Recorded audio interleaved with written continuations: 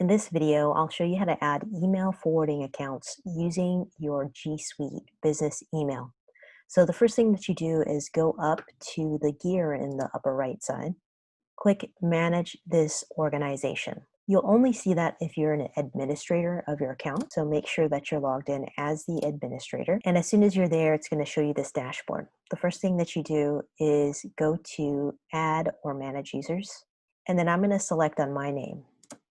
If you look at user information, there's an area that's called secondary email or other. Go to that box and then click on the drop down and you'll see something that's called email aliases. So go ahead and click on that and then type in the name of the alias. So in this case, I put Geraldine at meetgeraldine.com, learn more at meetgeraldine.com, and you can pretty much populate it with any that you need to.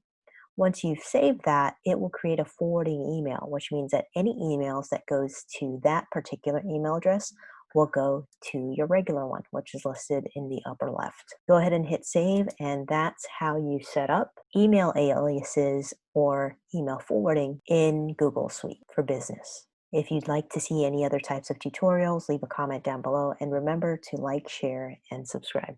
Thanks a lot.